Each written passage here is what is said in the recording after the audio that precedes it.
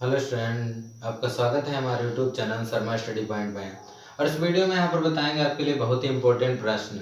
यहाँ पर class 9th का ये प्रश्न है, बहुत ही इंपॉर्टेंट प्रश्न है। देखिए क्या है क्वेश्चन। ये है यहाँ पर एक्स क्यूब माइनस का 2x स्क्वायर माइनस का x प्लस 2 बराबर 0 का गुणनखंड क्या होगा।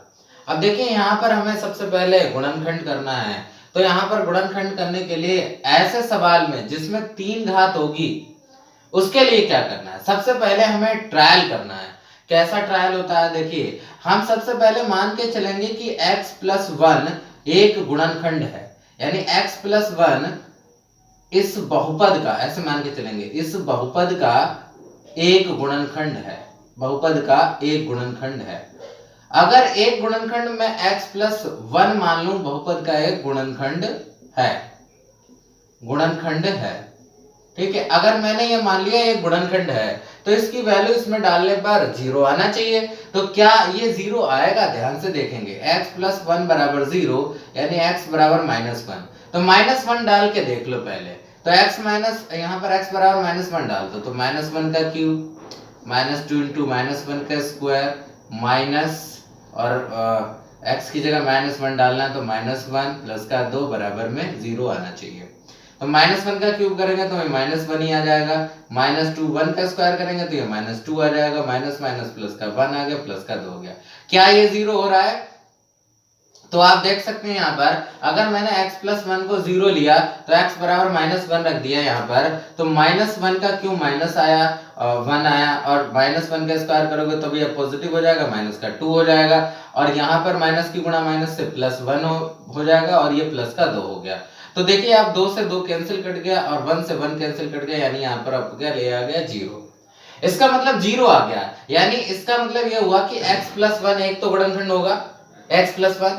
तो x प्लस 1 तो एक गुणनखंड मैंने यहाँ पर लिख दिया कि यानी x प्लस 1 एक गुणनखंड है, एक गुणनखंड है। x प्लस 1 एक गुणनखंड है, ठीक है। अब आपके लिए यहाँ पर 2 गुणनखंड और होंगे भाई, 2 गुणनखंड, 2 मूल और होंगे, एक ही तो आया अभी। अब क्या करेंगे इसके लिए, अगर ऐसा ट्रायल आपने चेक कर लिया कि अगर मान के चले कि x प्लस 1 एक गुणनखंड है तो x बराबर -1 इसमें रख दिया और ये 0 आया। जब 0 आएगा तो आपको x प्लस 1 को 3 जगह लिखना है। x plus 1 plus x plus 1 plus x plus 1। देखिए मैंने 3 जगह लिख दिया x प्लस 1 को। अब क्या करेंगे, इस समीकरण को बनाएंगे। ये जो समीकरण हमारे पास लिखी हुई है, इस समीकरण को इनकी मदद से बनाएंगे। कैसे बनाएंगे, देखिए सबसे पहले हमें एक्स क्यूब चाहिए, तो यहाँ पर मैं एक्स स्क्वायर से गुणा कर दी। देखिए एक्स स्क्वायर इससे गुणा करेगा एक्स क्यूब आ जाएगा, एक्स स्क्वायर की इससे गुणा होगी तो एक्स स्क्वायर आ जाएगा। तो एक्स क्यूब तो हमारे पास बन चुका है। अब हमें बनाना माइनस का 2x स्क्वायर। कैसे बनाएंगे, तो यहाँ पर हम प्लस की जगह यहाँ पर माइनस का ले लेते हैं 3x स्क्वायर, 3x ले लेते हैं।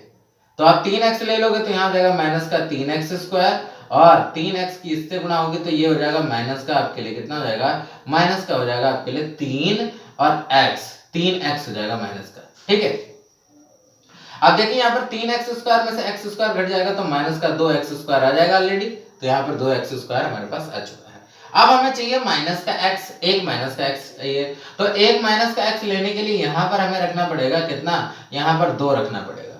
अगर 2 रख देंगे तो 2 की गुणा x से कराएंगे तो 2x हो जाएगा, और यहाँ पर 2x हो जाएगा, और 2 की गुणा 1 से कराएंगे तो 2 एकम 2 हो जाएगा। अब आप देख लीजिए 3x में से 2x चला गया तो माइनस का 1x बचा, जो कि यहाँ पर आ गया है। देखिए 1x आ गया है ना, और फिर बचा +2 तो +2 ये हो गया। अब हमने इसमें कितना जोड़ा, तो सबसे पहले हमने x स्क्वायर जोड़ा, फिर हमने माइनस का 3x जोड़ा, फिर हमने यहाँ पर प्लस का 2 जोड़ा, और बराबर में 0। अब इसका भी गुणनखंड कर लेंगे, तो यहाँ पर कर लीजिए x स्क्वायर माइनस 2 कैसे गुणनखंड करिए कि जोड़ने पर 3 आ जाए तो 2 + 1, और इंटू यहाँ पर x इंटू x प्लस 2 बराबर 0। तो यहाँ पर आप कर लीजिए x स्क्वायर माइनस का 2x माइनस का 1x प्लस का 2 बराबर 0, और यहाँ पर x कॉमन आ जाएगा x माइनस 2, और फिर -1 कॉमन आ जाएगा, यहाँ पर x माइनस 2 हो जाएगा बराबर में 0। अब x माइनस 2 कॉमन आ गया तो हमने ले लिया यहाँ पर x माइनस 2 कॉमन, बचा हमारे पास x माइनस 1 और बराबर में 0। इन दोनों को बराबर में 0 कर देंगे, यानी गुणनखंड आ गए। एक तो x प्लस 1 आ गया गुणनखंड, एक आ गया x माइनस 2 और एक आ गया x माइनस 1। तो 3 गुणनखंड आपके लिए प्राप्त हो गए। तो इस तरीके से यहाँ पर इस लॉन्ग क्वेश्चन के लिए ऐसा करते हैं कि आपके लिए गुणनखंड अगर निकालने हैं तो इस तरीके से गुणनखंड निकाले जाएंगे। आई होप आप समझ गए होंगे बेहतरीन तरीके से question. Thank you for watching this video.